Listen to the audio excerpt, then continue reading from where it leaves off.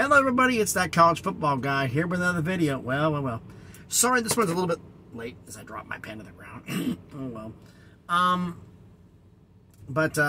It's about 5-ish here Eastern time. I actually got here in my rest. I'm in a rest area in Clanton, Alabama on I-65.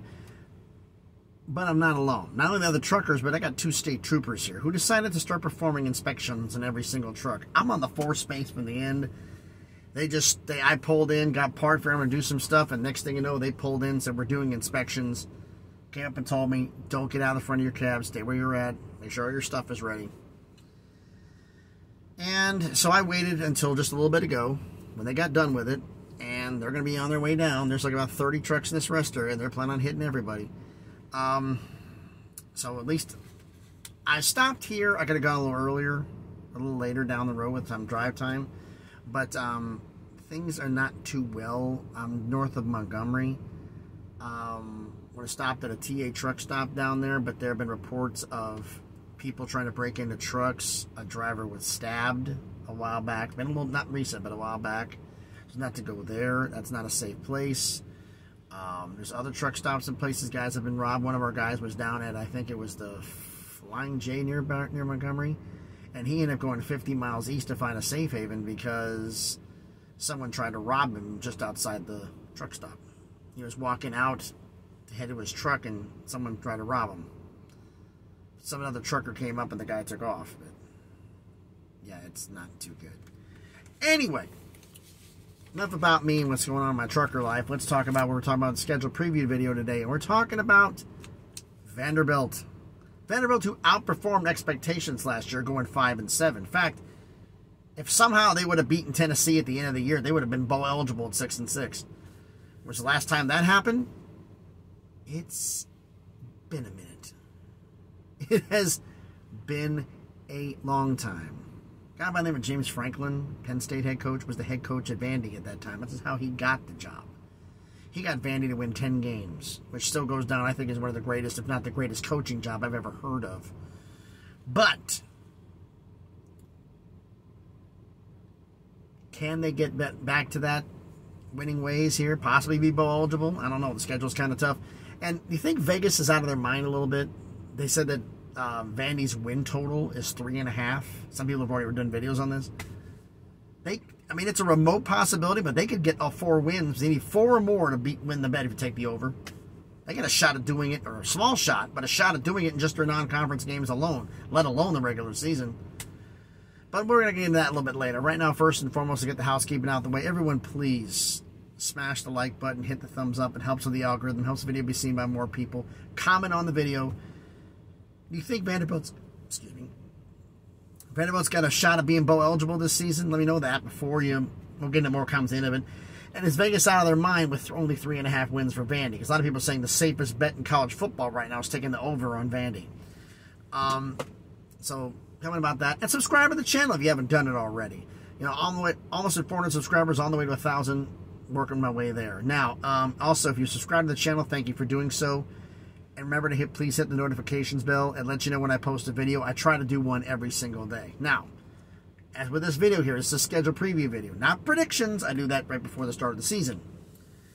But the scheduled preview. What we're going to do is we're going to compare the non-conference games from last season and this season. We're going to decide which one's tougher. And we're going to compare the entire schedule of last season to this season and decide which one's tougher. Now, the schedule we have. Okay. One thing about Vanderbilt, they scheduled a week 0 game last year and this year against the same opponent, Hawaii, home and home in week 0. Okay. So because you have a week 0 game to make everything balanced, college football, they give you 2 bye weeks versus 1. So Hawaii's going to have 2 byes because they had a week 0 game. So let's go over the non-conference games first off from last season and this season. Last season, week 0 at Hawaii. Vacation in August, huh? Home against Elon. Not Elon Musk. Elon University. Home against Wake Forest. And at Northern Illinois. 1 Power 5, 2 Group of 5s, and 1 FCS. Both Group of 5s were on the road. Now, this season's non-conference games. Home against Hawaii in week 0. They're going to travel from Hawaii to Nashville. That's going to be fun. Home against Alabama A&M. At Wake Forest. And at UNLV. UNLV actually was had a shot at being bold. So they finished the season 5-7. So you have 1 Power 5, 2 Group of 5s, 1 FCS. The Power 5 games on the road and 1 of the 2 Group of 5s are on the road. Because the Power 5's on the road, I have to give the edge the tougher non-conference schedule being this season. Now, as for the schedule for last year in its entirety, all right, start off week 0 at Hawaii, won 63-10, beat them up. Home against Elon, won 42-31. This made no sense to me. You go on the road, travel all the way to Hawaii, and beat Hawaii, an FBS Group of 5 team, by 53 points. Go back home to face an FCS school and win by 11? Doesn't make any sense, does it? Then they go home against Wake Forest. Lost 45-25. This was Sam Hartman's last year at Wake before, he's up in Notre Dame. And at Northern Illinois, they won 38-28. So that put them at 3-1. And then this run, which did not do them any favors, considering what the teams did. One team did bad in this run, but everybody else did well. Bowl-eligible teams. 5 straight losses. And the first 3 aren't fair. Start off in Tuscaloosa at Alabama, lost 55-3. Then they get their first bye week. Home against Ole Miss, lost 52-28. Then they go at Georgia. Yeah, you face Alabama and Georgia on the road in 2 out of 3 weeks, with Ole Miss sandwiched between the 2. Anyway, they faced Georgia. No surprise, they got blown out 55-0 at home on the road. They were at Missouri and lost 17-14. Then they had their second bye. They're home against South Carolina and lost 38-27. That put them at 3-6. Not a good look. And then what happened? At Kentucky, won 24-21. Huge win. And then they're at home against Florida and Sunbelt Billy Napier, and they won 31-24. Put them at 5-6. All they got to do is beat Tennessee at home? Yeah, no. They got obliterated 56-0 in that loss, finishing the season at 5-7. Now, what's their record for this season? What do they do this season? Well, again, 2 byes. Like last season, they had 5 before their first bye because of the week 0 game, 3 in between the 2 byes, and then 4 after. So that's kind of balanced. Pretty good scheduling on their part. This season, not so much. This is going to be a tough road. All right. Home against Hawaii, week 0. Home against Alabama A&M.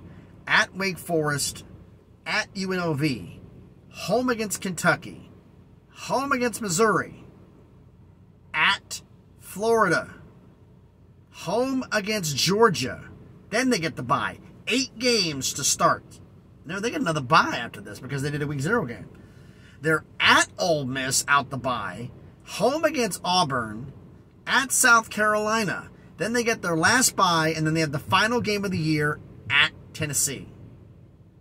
So they have 2 byes in the final 5 weeks. Or 6 weeks, I should say, counting the byes. 2 byes in the final 6 weeks. 2 weeks off. Final 6 weeks to heal up. They get to heal up to go at Ole Miss, and then they get to heal up to go at Tennessee. Now, which is tougher? Well, let's look at the road games. I already have an idea because of what I just said earlier on which is tougher. But let's look at the road games from last season. At Hawaii, at Northern Illinois, at Alabama, at Georgia, at Missouri, at Kentucky. Yikes.